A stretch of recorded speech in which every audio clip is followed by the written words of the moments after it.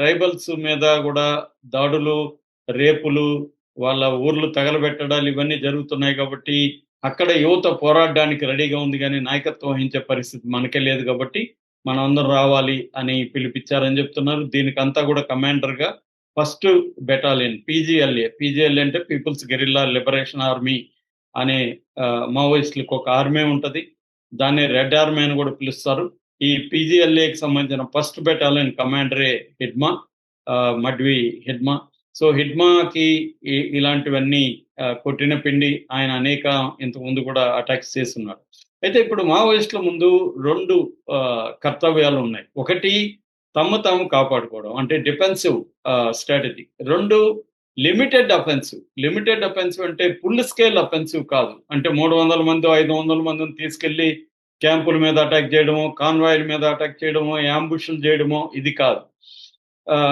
వాళ్ళ అగ్రెసివ్‌నెస్‌ని కొద్దిగా తగ్గించి, ఈ లోపల తాము డిఫెన్స్‌లకి ఎలా వెళ్ళాలనేది చూసుకోవాలి. రెండోది సీజనల్‌గా రెయినీ సీజన్ అంటే జనరల్‌గా మావోయిస్టులకి ప్రధాన శత్రువు ఆహ్, ఆహ్, సమ్మర్ అన్నమాట. ఎందుకంటే అడవులు పలచబడిపోతాయి. ఆకులు, బుషులంతా గూడా ఎండిపోతాయి. కాబట్టి దాక్కునే మార్గాలు తక్కువుంటాయి. 2 వాటర్ సోర్సెస్ తగ్గిపోతాయి. వాటర్ సోర్స్‌లు ఎక్కడెక్కడ ఉన్నాయో అక్కడే పోలీసులు ఎక్కువగా మకామేస్తారు గాబట్టి, వీళ్ళు ఉండలేని పరిస్థితి. అందుకని మూడోది సెక్యూరిటీకి సంబంధించిన డ్రోన్‌లు గానీ, లేకపోతే నైట్ థర్మల్ విజన్ ఇవి గానీ, ఇవన్నీ కూడా యాక్టివ్‌గా సమ్మర్‌లో పనిజేస్తాయి. కాబట్టి ఈ 3 రకాల కారణాల వల్ల మావోయిస్టులకి సమ్మర్ అనేది ఇబ్బందికరం. అయితే ఇప్పుడు రెయినీ సీజన్ స్టార్ట్ అయింది. ఛత్తీస్‌గఢ్‌లో జూన్ నుంచి సెప్టెంబర్ వరకు రెయినీ సీజన్ ఉంటది. రెయినీ సీజన్‌లో మావోయిస్టులకు కొన్ని అడ్వాంటేజ్‌లున్నాయి. అదేందంటే థిక్ కవర్ ఉంటది. చెట్లు ఇవన్నీ దట్టంగా ఆకులు, చెట్లు, పొదలు దట్టంగా ఉంటాయి. అందువల్ల వాళ్ళకి టెర్రైన్ అనేది మంచిగా ఉంటది. 2 సర్వైలెన్స్ పనిజేయడం. డ్రోన్‌లు ఇవన్నీ గూడా సమ్మర్ వర్షాకాలంలో పనిజేయవు. కాబట్టి సర్వైలెన్స్ ప్రాబ్లమ్ అవుతుంది. లోకల్ నాలెడ్జ్ వీళ్ళకి ఎక్కువ ఉంటది కాబట్టి, ఎక్కడ మడుగులున్నాయి, ఎక్కడ ఇప్పుడు ఎందుకంటే దారులన్నీ మూసుకుపోతాయి. కాలువలు వచ్చేస్తాయి, చెరువులు నిండిపోతాయి, కొన్ని దారులు మూసుకుపోతాయి.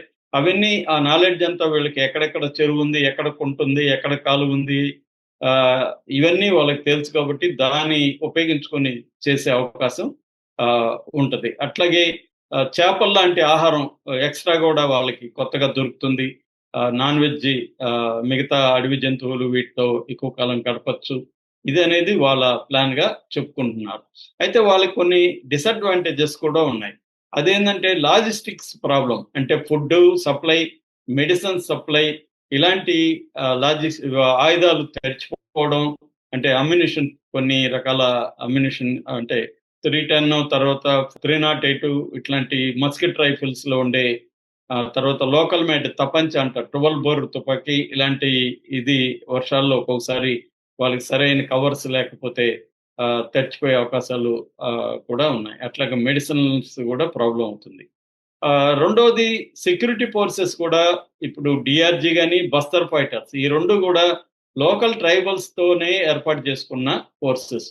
డీఆర్‌జీ అంటే district reserve guards, Bastar fighters.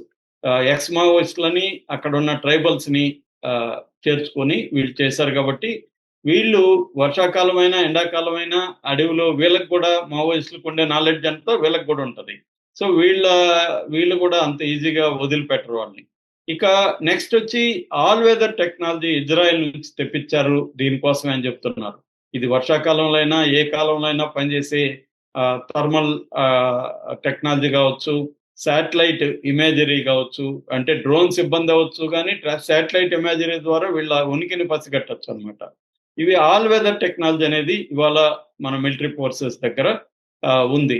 So, ఇటువంటి ఇష్యూస్ అన్నీ ఆహ్, వాళ్ళకి యాంటీగా గూడా పనిజేసే అవకాశం ఉంది. ఆల్రెడీ ఇప్పుడు మొత్తం సుక్మా, బీజాపూరు, దంతెవాడ, నారాయణపూర్ ఈ ఏరియాలకి ఈ కొత్తగా ఒక ఆహ్, ఆహ్, ఎస్పీలని నియమించారు. అది గూడా ఎవరు 2021 బ్యాచ్. అంటే దాదాపు ఆ ఏరియాలో సౌత్ బస్తర్ ఏరియా మొత్తంగా కలుపుకుంటే 21 మంది ఐపీఎస్ ఆఫీసర్‌లని, యంగ్ ఐపీఎస్ ఆఫీసర్‌లని కొత్తగా అక్కడ ప్రభుత్వం నియమించింది.